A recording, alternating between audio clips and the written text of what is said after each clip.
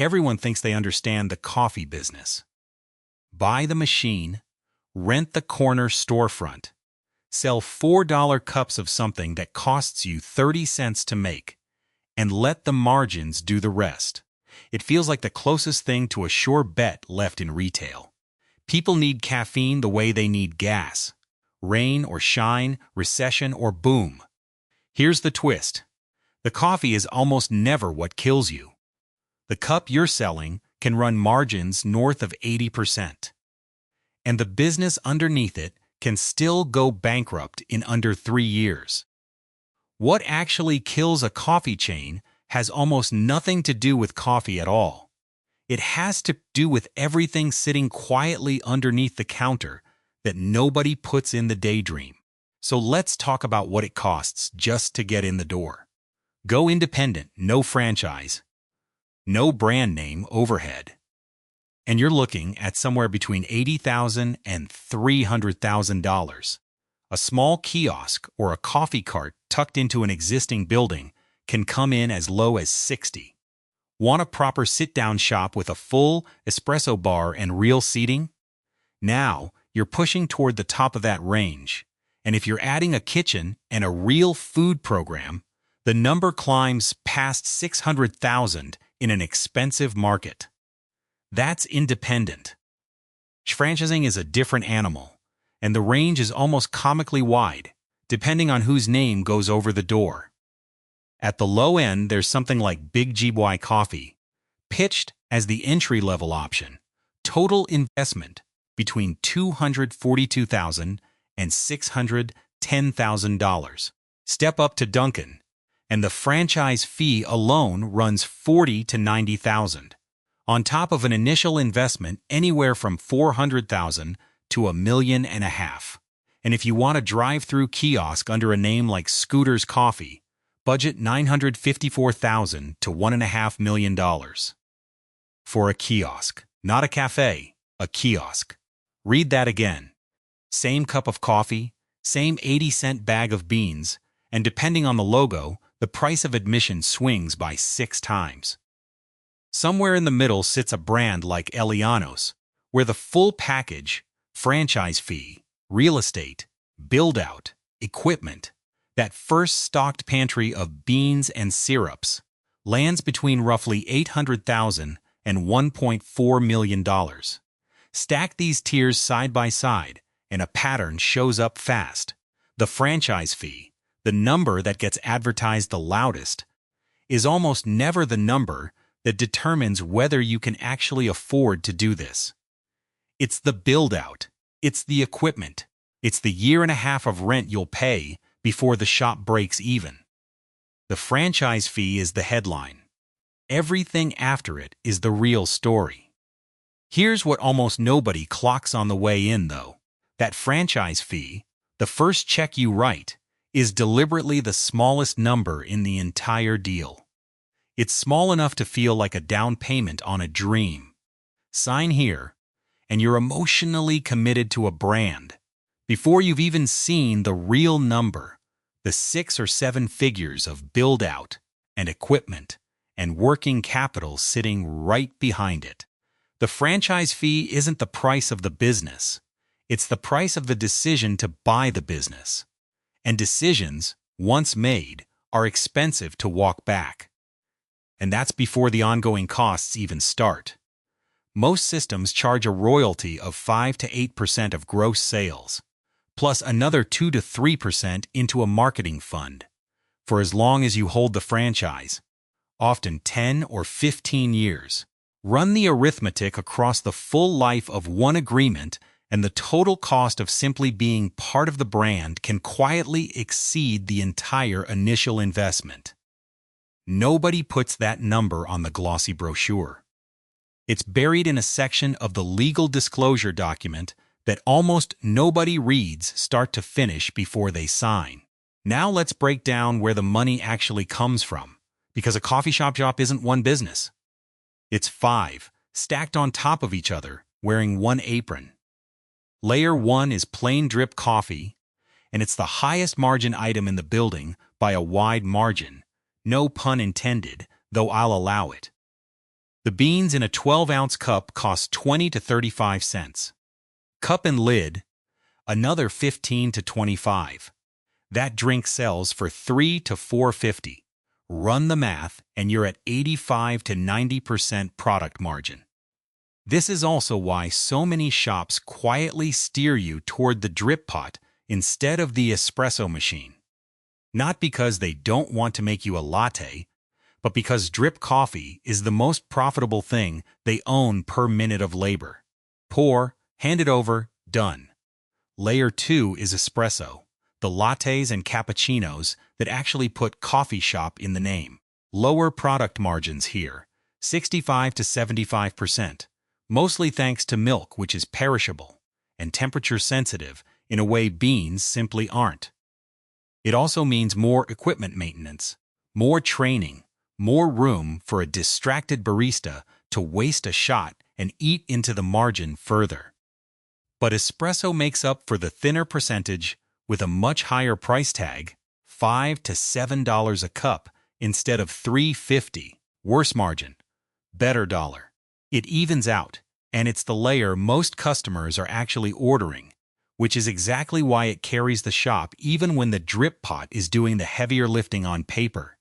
Layer 3 is food, pastries, sandwiches. Thinner margins still, more waste, more prep labor, product that actually expires instead of sitting shelf-stable in a bag. But food does something the drinks can't. It raises the average ticket and fills the dead hours. A shop selling only coffee is busy for 3 hours in the morning and dead the rest of the day. Add lunch, and you've got a second rush, and a reason for someone to walk in at noon instead of just topping off at the office coffee machine. Layer 4 is the one almost nobody outside the industry thinks about, and it might be the most important: format and real estate. This is where the actual profit concentrates, not in what's in the cup, but in how fast cups move through the building. A drive-thru format can push a car through every 30 to 60 seconds at peak. No seating to clean, no dine-in staff to schedule, a fraction of the square footage of a sit-down cafe. The top quartile of operators in that kind of system pull average unit volumes north of $1.2 million a year.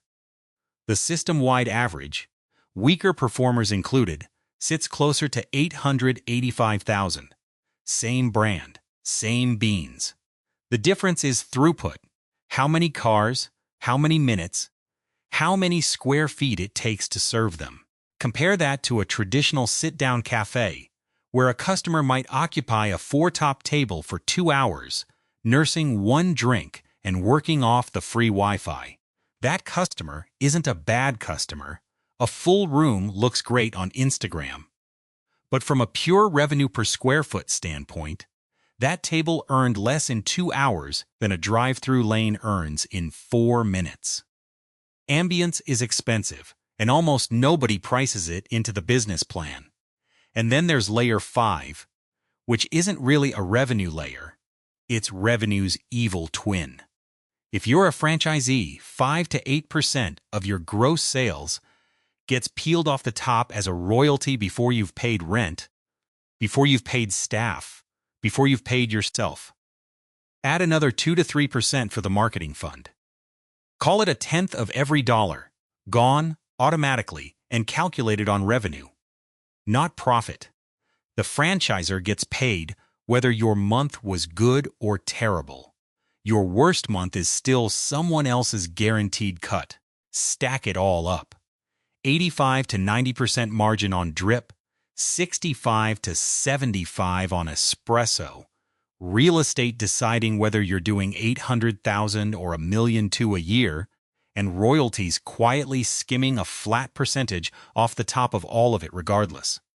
Then look at what actually lands in the owner's pocket after rent, payroll, utilities, royalties, insurance, and the inevitable repair bill on a $5,000 espresso machine.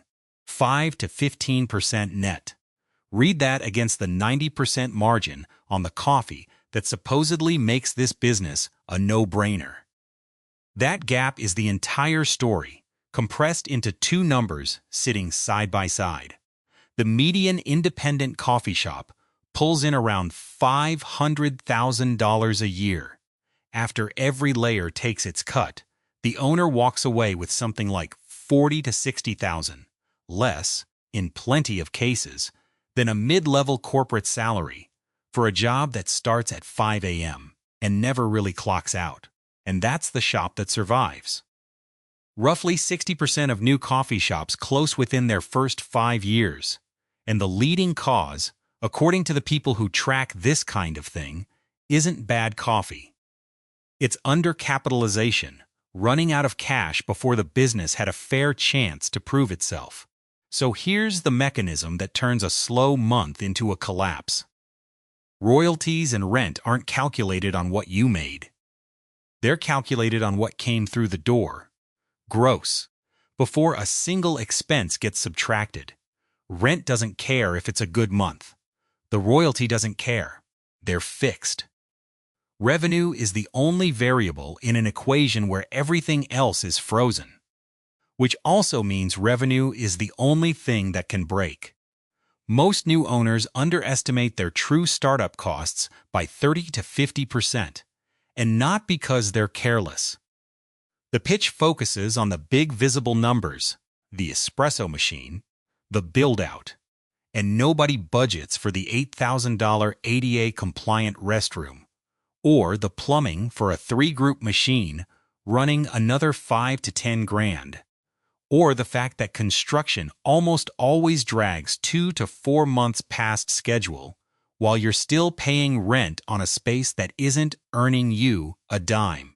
Most owners walk in thin on cash before they've sold a single cup. Then comes the part that actually detonates the trap. The typical shop needs 18 to 36 months to break even. That's a year, sometimes 3 of operating at or below the line, while rent and royalties keep arriving on schedule regardless. One soft quarter during that stretch, a construction project outside your door, a new competitor 2 blocks over, a slow winter, doesn't just dent your profit. It eats straight into the reserve you needed to survive the rest of the runway. And once that reserve is gone, there's nothing left to absorb the next soft quarter. The math doesn't forgive a bad month. It just moves the deadline closer. This is where the independent shop and the franchise shop start to diverge in an important way. An independent owner who's bleeding cash has options: renegotiate the lease, cut hours, change the menu, even walk away and eat the loss. A franchisee bleeding cash is bound by a contract that runs for years, with brand standards dictating everything from the equipment you're required to buy to the hours you're required to stay open, whether or not those hours are profitable. The very system that was supposed to reduce your risk on the way in becomes the thing narrowing your options on the way out. Here's the piece that makes this specifically a franchise trap, and not just a small business one. Even when a location fails, the contract often doesn't fail with it. Franchise agreements are typically written for a term of 10 or 15 years, and courts have generally treated them the way they'd treat any other long-term contract. If you walk away early, you can still owe the royalties you would have paid for the years remaining, on top of whatever you already lost. The relationship is structurally lopsided from day one. The franchisor front-loads support in the early years, then spends the rest of the term collecting on that investment, and the agreement is built to protect that return, even if your particular location never turns a profit.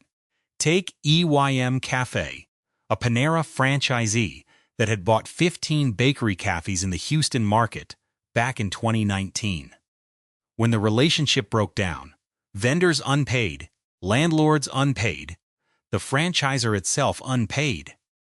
Panera didn't just walk away and let the locations quietly close.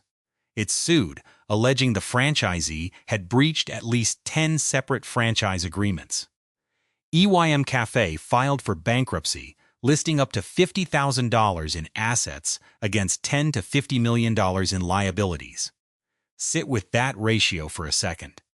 $50,000 on one side, tens of millions on the other. That's not a business that had a rough year. That's a business structurally crushed by obligations that kept compounding long after the cash flow meant to cover them had disappeared. Obligations that, in the eyes of the contract, didn't care that the store itself had stopped making money months earlier. The chain doesn't collapse because people stopped drinking coffee. People never stop drinking coffee. It collapses because the fixed costs, rent, royalty, loan payments, never noticed that revenue had softened. They kept billing on schedule while the business underneath quietly ran out of runway. Let's look at what that actually looks like at scale, because there's a chain that's been living this in real time. Peet's Coffee opened its first store in Berkeley in 1966, and for decades it built a reputation as the coffee snob's coffee shop. Arguably the place that taught Americans what a dark roast was supposed to taste like, Saft, years before a certain green mermaid scaled the same idea into a global empire. By 2019, Peet's had grown to nearly 400 locations. Now watch what happened. By the end of 2024, that footprint had shrunk to 255. No scandal, no recall, no single bad headline, just a slow bleed, store by store, year over year. Then in January 2026, timed almost exactly with an $18 billion acquisition of its parent company by Keurig Dr. Pepper, Peet's announced another 24 or so closures, concentrated heavily in the San Francisco Bay Area, the city where the brand was born 60 years earlier. One of the stores on that list had been open on Polk Street since 1993. 33 years serving the same neighborhood, closed in a single announcement. Here's the detail that matters most. This wasn't a chain that ran out of customers. People still argue on forums that Peet's Espresso beats the competition's, that the dark roast is stronger and better balanced than anything a Green Mermaid logo can produce. This was a chain that ran headfirst into the exact mechanism we just walked through. Fixed lease obligations and corporate overhead that didn't scale down as gracefully as revenue did, under a new owner actively consolidating around whatever was still profitable and shedding whatever wasn't. Some longtime observers point to a simpler wrinkle underneath all of it. Peet's mostly skipped the drive-thru era, while competitors were building the exact high-throughput format we talked about earlier. Peet's stayed anchored to the sit-down, neighborhood cafe model, the one with the nicer ambiance and the worse revenue per square foot. That's not the whole explanation for a 60-year-old chain shrinking by nearly 40% in 5 years.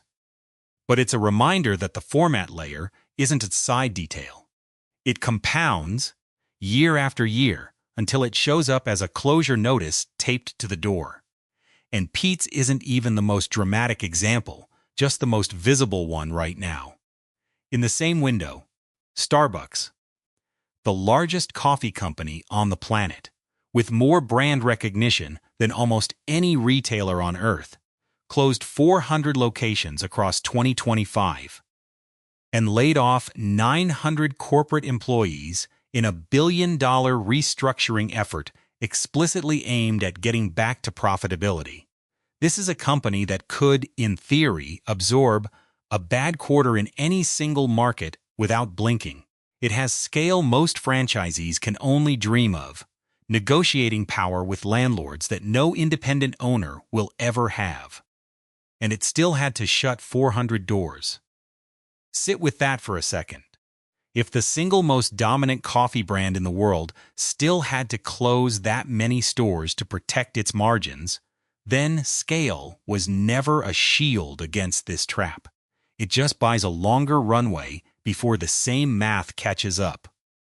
Want to see this pattern with even less patience behind it?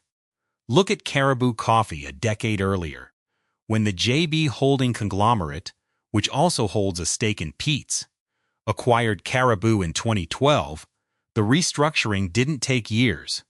It took months. 80 stores closed almost immediately, and 90 more were converted overnight from Caribou's cozy, cabin-themed branding into Peet's storefronts. Whole communities lost their local Caribou, essentially without warning, not because the store wasn't profitable, but because someone in a boardroom that had never set foot behind the counter decided the identity no longer fit the portfolio. Notice the pattern across all three of these stories. It was never really about whether people still wanted coffee. It was about who owned the lease, who owned the debt, and who got to decide, from far above any single barista, whether a 60-year-old neighborhood fixture was worth keeping open. So what does it take to land on the right side of this math? The best-case version of this business doesn't look like the postcard most people start with. Forget the cozy cafe with mismatched armchairs and a chalkboard menu. Picture a drive-thru kiosk instead. Small footprint, minimal seating overhead, built to move a car through the line every 45 seconds, instead of hoping someone lingers 3 hours over a $9 latte. The owner treats the coffee almost like an afterthought, the thing moving through the pipeline, while the real discipline goes into labor scheduling, site selection, and keeping enough cash in reserve to survive 18 months of break-even math without flinching. Done this way, the top operators aren't just surviving. They're pulling unit volumes 40% above the system average because they built the business around throughput instead of ambiance. The worst-case version is close to the mirror image. A full sit-down cafe, undercapitalized from day one, running on a budget that quietly missed 30 to 50% of its true costs. Fixed rent and royalty payments that don't care whether the neighborhood's foot traffic just dropped. A cash reserve sized for one bad month, not 2 or 3 back-to-back. And no real say in the outcome anyway, because the final call was never going to be made by the person behind the counter. It was going to be made in a boardroom by whoever owns the parent company that quarter, deciding whether this particular dot on the map still earns its place on the balance sheet. Most owners land somewhere between those two extremes, which is exactly why the industry churn is what it is. A majority of new coffee shops never make it past 5 years, not because the coffee was bad, but because the gap between the two versions of this business is almost entirely a function of decisions made before the doors ever opened. Format. Capital reserves. How honestly the startup budget was built in the first place. By the time a shop is struggling to make rent, the outcome was mostly decided a year or two earlier. In a spreadsheet nobody double-checked, because that's really what this business is, underneath the espresso and the oat milk and the loyalty app. You don't own a coffee shop. You own a lease. A set of fixed obligations that renew whether or not anyone walks through the door. And somewhere in the middle of all that, almost as an afterthought, you also happen to be selling coffee.